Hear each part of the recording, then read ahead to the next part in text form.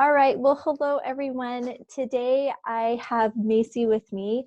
Macie is a mother to 5 fantastic kiddos, all grown up now, which just seems so crazy. She looks so great, huh, for being a mom to all those adults.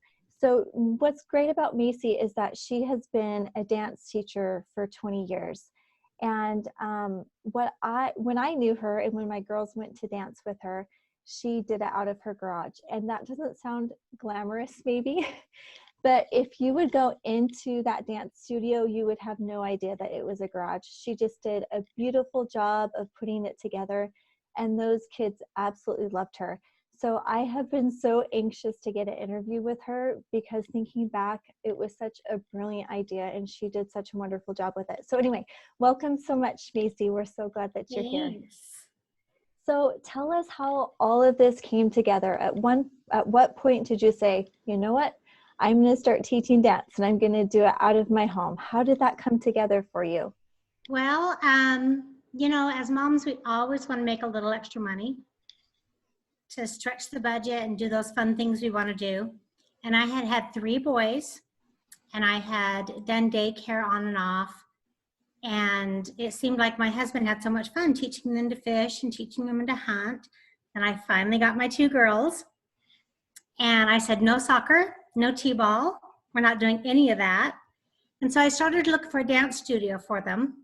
And they wanted so much money for such little time. I think it was a half-an-hour class for $80 for my 4-year-old. And my 2-year-old couldn't even go.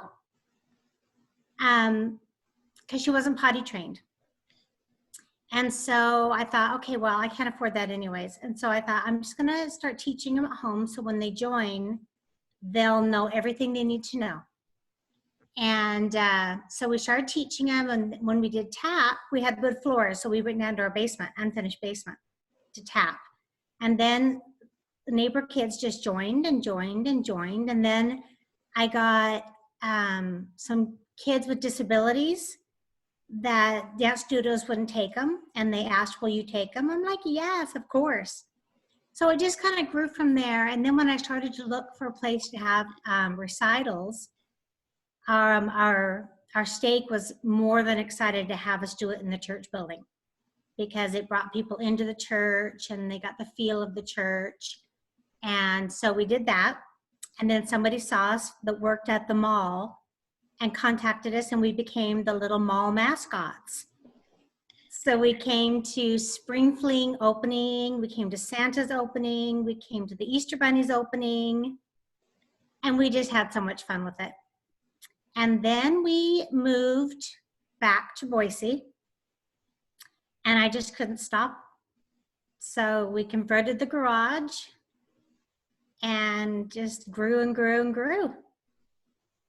That's awesome. So how did you learn the fundamental skills to teach your girls? Did you already have some background in dance, or what did you do? Yeah, I have been a dancer my whole life, clear through college. And I think the good thing about it is I love kids, I love music, and I love dance. And if you're going to do something, it has to be something you're passionate about. Because if you're not, it won't grow. Right. It won't grow. So when you did move back to the Boise area, how did you kind of get that dance class going? How did you market yourself, network, and all of that? Well, back then, it was all flyers, because it was in 2002. And so I would hire my boys and their friends just to put flyers all over the neighborhood. And we lived in a fairly large neighborhood. Mm-hmm. And the kids had to all walk by my house to go to school. So I made sure that I always had my house decorated cute, and I'd go out and talk to the kids, waiting for my girls to walk home, and talk to the moms as they walk their kids home. And just word spreads. Yeah. Word just spreads. It does. So how many different age groups did you cater to? I had 2 through 12. That was my beginning. Mm-hmm. And then when we started growing and the girls started getting older, I taught some of them. I hired other teachers. I like to hire girls from the high school who danced to That's keep so smart. everything current. Yeah, and pretty soon I got to where I didn't have to teach all of them, but I really loved the littles. So And the I think littles loved you. yeah. So I always kept those classes for myself. Yeah, that's super great. So, how did you figure out the payment structure in terms of how much you were going to charge? And I can't even remember. Is there like a registration fee that comes along with signing up for dance? How does that all work? There wasn't at first. At first, I did $25 a class because I thought that was fair. If anyone wanted to take, they could afford $25 a month. Right. And that was easy for me to count. 25, I could didn't have to do much math there. And it just seemed fair and seemed like what I could afford for my kids when they were little. And then eventually, I think I did add a registration fee. Oh, I know what I did. I did a registration fee / costume fee. So you paid for your costume up front. And that way I could get all the costumes ordered in a timely manner. And That's yeah. really smart. That's good thinking. So, how did you go about that? So, like, if there's a teen out there who's watching this video today and is a big dancer and just never really thought about the idea of being able to have a dance business in her own home someday, how did you figure out how to order those costumes and kind of get that process going so that you could have those recitals for your dancers? Well, luckily in Colorado, there was Liebert's, which was a dance costume company, and it was right there in our hometown. So it made everything really easy. So when I moved here, I kept on with Liebert's, and then I would get ads sent to me by other companies. And there's a few companies out there that are just the best. And all you do is subscribe and order a catalog. You do have to have a tax ID number. Okay. But other than that, it's super simple. You be ready for things that don't fit. Right. And things that don't come like you like them, but be flexible. Yeah. Be flexible. It all works out in the end. And, I kept my costume price low. In Colorado, I used to make all the costumes. Oh my goodness. Are you serious? Yeah. So you're a wonderful seamstress too? Not really, but I used to save money. I'd have all the kids buy a black leotard and black tights. Oh, that's And so then smart. we would just change the tutu and the accessories. That's so smart. What a Yeah. good way to get started. And that really makes it economical for everyone. So I love that. Well, So I do have some teachers that have gone on to open their own little garage studios. Oh, have you? I do. And Oh, you know what? All it is word of mouth. You start small and it will grow. Just word of mouth. And then another good thing that I advise them to do is always further your education. So always take classes at different studios when you're a teenager. And then go in and say, put up a flyer, I'm here to help your daughter make team, or I'm here to help your daughter, go farther, and offer side classes. And then you can also build from there. that's great advice. That's a really, really good way to get going, especially when you're younger. And Yeah. all teenagers need a little bit of work too. So that's fantastic. So besides the tax ID, in order to get the costumes, is there any kind of permits or anything required in order to actually offer it out of your home? No, what they'll do is, and I've had neighbors turn me in for having unlegal daycare because I had so many kids. Right. You do not need a license to teach anything out of your home. You want to work with your neighbors about parking and stuff, but luckily we had a great location. Yeah. I would always offer my neighbors, my immediate neighbors, free dance. Nice. Just because they are parking in sight of their house. Right. And you want to be really good with them and real sweet with them. But no, there, you don't have to have a license. When you sign up for the catalog, they will just need proof that you're a dance teacher. You can be a school teacher, you can be a home teacher, but they just, I don't know why. They just want to know that you're an actual teacher. That's good to know. Yeah. So what about that initial investment? Like when you transformed your garage into the dance studio, is it a lot to get going? Are there pretty affordable ways to kind of get that process rolling? We actually started on concrete. I bought mirrors, which were just bathroom mirrors, and put them up. And then the bars were just closet rods. Mm-hmm. And then, let's see, what did we do next? Next, I think we painted the floor so it was pretty. Yeah. And every time I took a summer break or whenever I take a break, I'd do something fun. Like I hung a curtain to cover the heaters, what do you call them? The water heaters. Uh-huh. And then that's where I'd store things, behind the curtain. And then every year I'd paint something fun on the floor or fun on the wall. And then we closed in our garage door and made it a permanent wall. Yeah. And put bars across there. And then after another year or so, we added parquet floors, the wood floors. Uh-huh. And, you know, then you hang chandeliers, and then you just, You can yeah, you can just go and go and go. Yeah, you start with baby things. You start with tape on the floor. Yeah. And then walking back and forth between the tapes and doing moves, and they don't care what it looks like.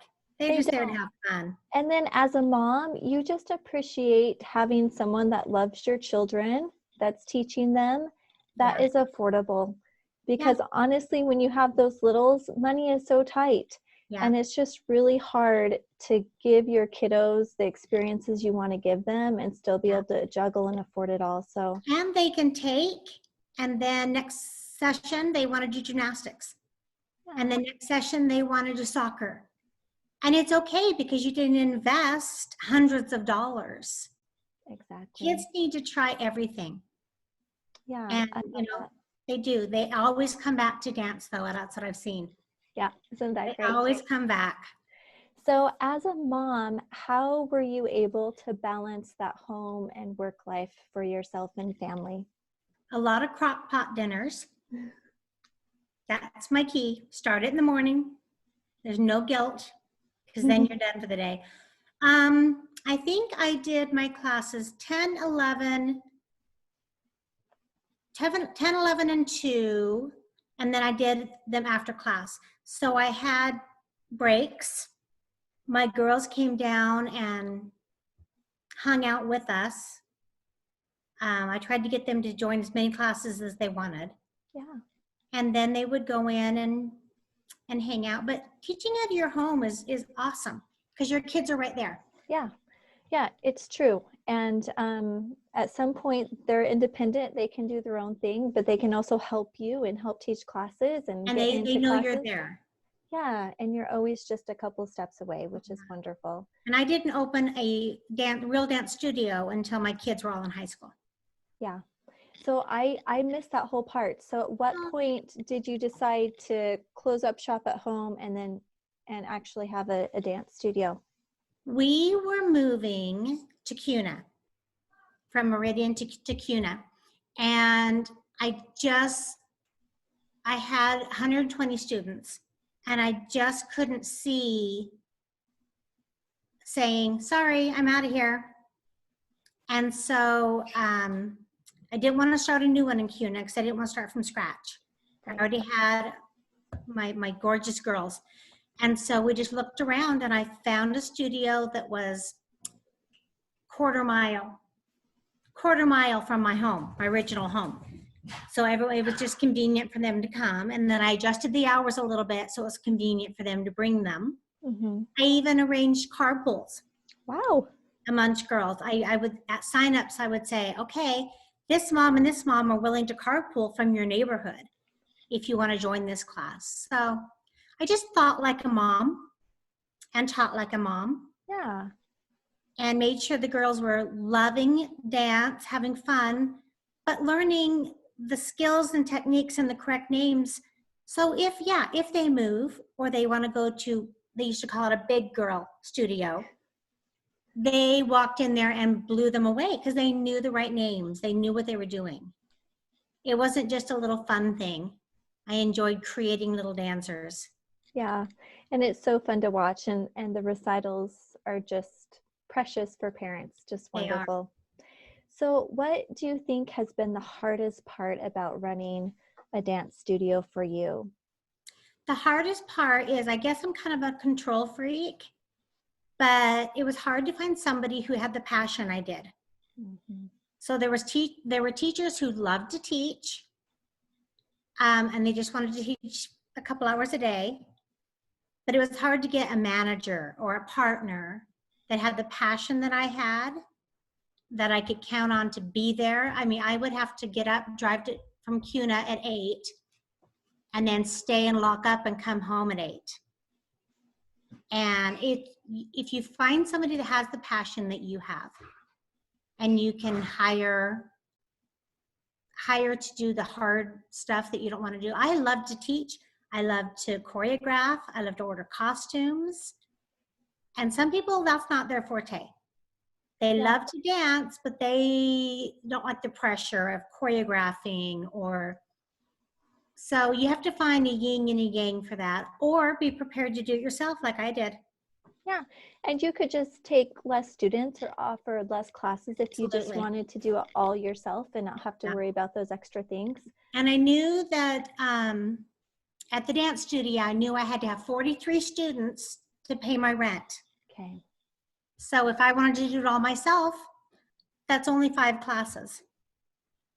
Nice. So yeah, it is flexible. So were there any growing pains or difficult parts when you were doing it out of your home? Were parents difficult to work with ever, or was You it know what? for the most part pretty darn easy? I think I've only experienced like 1 or 2 dance moms. Okay. Yeah, just very little. And but I have often said, I don't think this is the studio for you. I think you're looking for something like Dance Unlimited or Tip Tap Toes, Right. because I did teach a specific way Uh-huh. and I wasn't going to change. Yeah. You can't please every mom out there. As long as the kids are happy, that was my goal.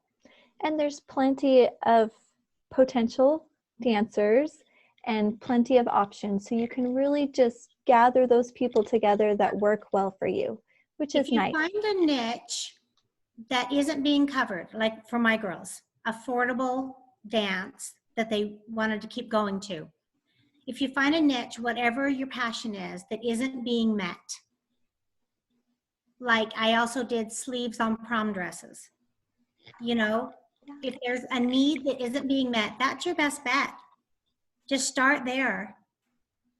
So did you ever think that you were going to be a mompreneur, that you were just going to start these businesses and do them out of your home? I remember when I first married my husband, I said, I'm not going to work. I want to be a mom. I want to be a stay-at-home mom. So don't count on me working. But I've worked since the day we met. I like the little extra money. Mm-hmm. I like the creativity. I just enjoy doing what I love to do, though. I don't think I could go and be a real estate agent. Right. I mean, that's just not my passion. But it has to do with kids and creativity. I don't think I could ever stop. Well, and it's good that you've been able to identify what it is that you love and just be fearless in going out and getting it. Because I think a lot of moms are a little bit scared to start that and often try to find the flexibility that they are wanting as an employee. And it can be difficult out there to really find what you're wanting to find, which is kind of why I wanted to help plant these ideas out there for teens, thinking, you know what, there's so many ways out there that you can have flexibility and do something you're passionate about, but still just be that mom that you want to be and that you're future kids will just be grateful for. I have a teacher, Caitlin, that started with me. They moved here right after they got married. And she is a phenomenal dancer and a great teacher. And she has taken the girls and created competitive teams. Oh, wow. Yeah, what I wasn't willing to do, because that meant more time away from my family. But she didn't have any kids and everything. And then she got pregnant. And I said, just day by day. So then she started teaching and she had the baby there, no problem. Now she's pregnant again. And my studio has changed hands twice since I sold it.